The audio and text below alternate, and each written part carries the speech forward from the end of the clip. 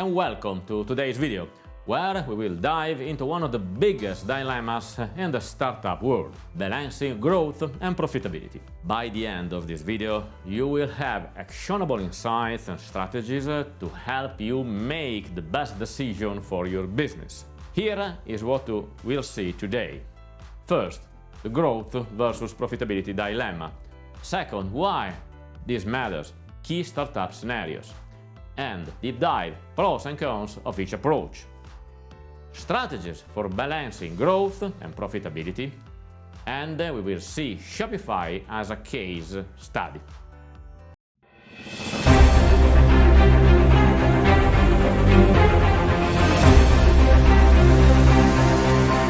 Let's start with the first topic, the growth versus profitability dilemma. Balancing growth and profitability isn't just about numbers, it's about your strategy, resources, and long-term vision. Here is how the two approaches differ and intersect each other. The growth first approach. What it means? Prioritizing rapid expansion by investing heavily in customer acquisition, market penetration, and scaling operation. Often, profitability is deferred, so we charge benefits, capturing market share early, building a competitive advantage through economies of scale, attracting investor interest and higher valuation in future rounds, and the risk. Increased burn rate can lead to short runaways, over-expansion without operational efficiency, and, of course, heavy reliance on external funding. To an example, Uber. By focusing on rapid expansion, Uber entered and dominated multiple markets worldwide. However, this came at the cost of burning billions in cash. Their growth-first strategy worked, but it is not without risk. And then the profitability-first approach. What it means? Concentrating on creating a self-sustaining business model, ensuring that each sale or operation generates positive cash flow. Growth is more gradual and controlled. Key benefits: long-term financial sustainability, reduced dependency on external funding, and stronger resilience during market downturns. And the risk: missing out on scaling opportunity in a fast-growing market, slower competitive positioning compared to aggressive player. As an example, we can take Basecamp. They consistently focus on maintaining profitability without relying on venture capital. This allows them to grow sustainably while retaining full control of their business. And now the interplay of growth and profitability. Why it is important to balance. Focusing solely on growth can leave you vulnerable to financial instability, and over-prioritizing profitability might result in losing competitive ground to faster-growing competitors. Balances these two elements requires a clear understanding of your market dynamics, funding situation, and long-term goal. Why this matters? Let's dive deeper into why balancing growth and profitability matters by examining the three startup scenarios. Each of these illustrates unique challenges and opportunities depending on the stage and funding of the business. Scenario number 1: early stage startups.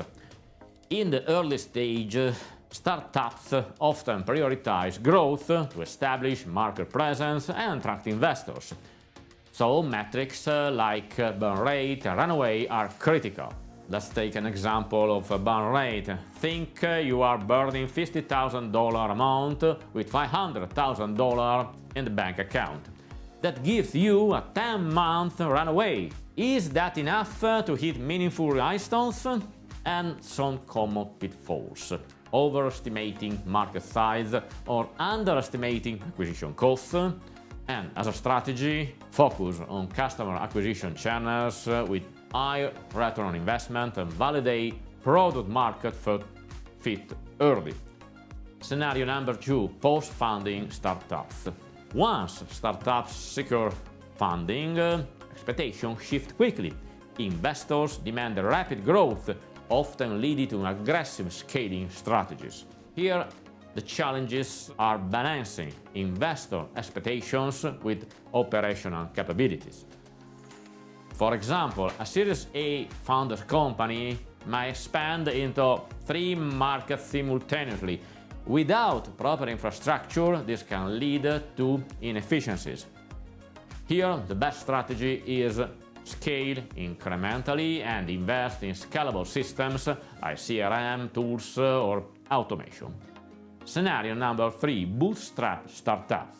For bootstrap startups, that means without external investors, profitability is often non-negotiable.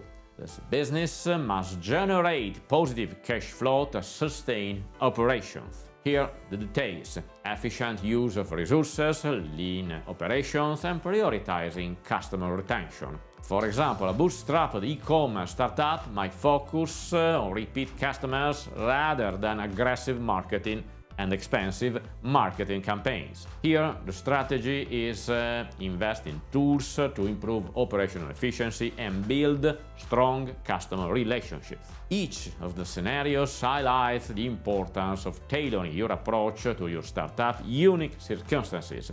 Whether you are chasing growth, profitability, or a mix of both, knowing your stage and resources is the key. Now, I'd like to analyze again the pros and the cons of each approach, starting with growth-first strategy.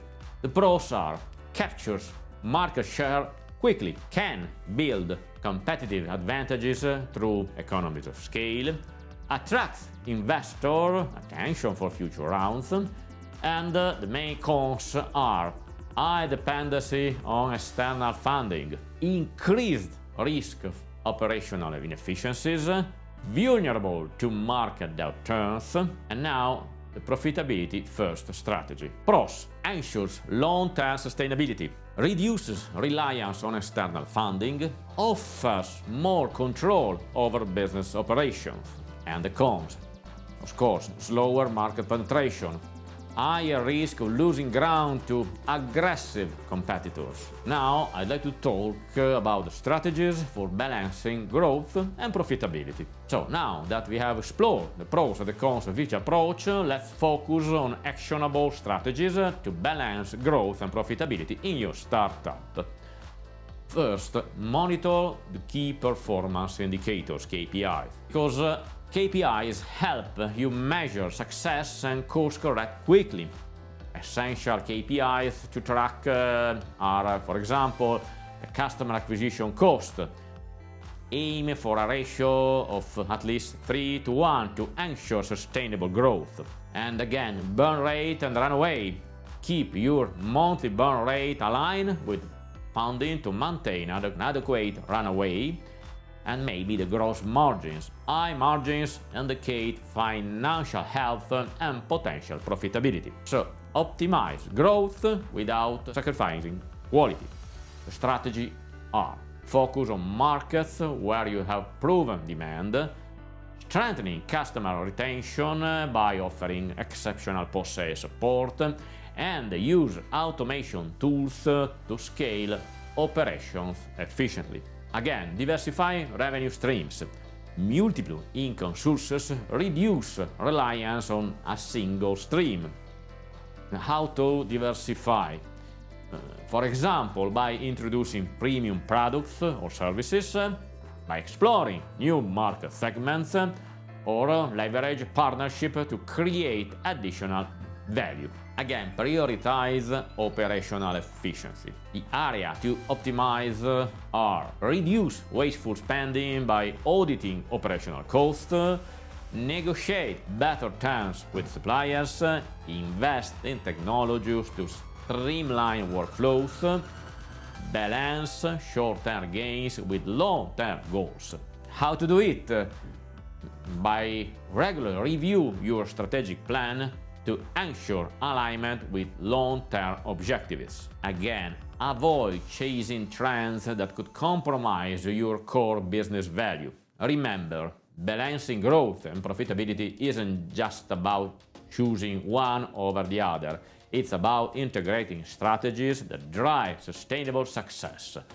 The steps will help you create a solid foundation while staying agile enough to seize the new opportunities. So, as a final case study, I'd like to analyze Shopify. Shopify stands out as a company that mastered the art of balancing growth and profitability. Let's take a closer look at how they achieved this goal. Phase number 1: growth-focused expansion. Shopify initially targeted small businesses and entrepreneurs with affordable, easy-to-use platform strategies, competitive pricing to lower barriers for entry, and aggressive customer acquisition through digital marketing. Again, building an ecosystem of third-party developers to enhance functionality. Rapid user growth that made Shopify a recognized name in e-commerce. Phase number 2: transition to profitability. Once Shopify reached critical mass, they began introducing higher-tier plans and premium features like Shopify Plus. Strategies: monetization of additional services, including payment processing, Shopify Payments.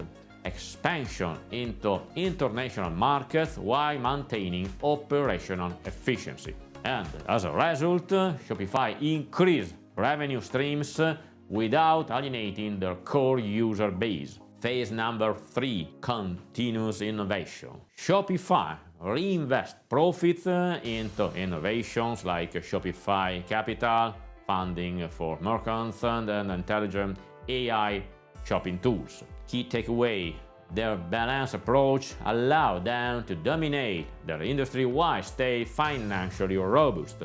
Shopify's journey demonstrates that it's possible to prioritize both growth and profitability by adapting strategies to the business life cycle.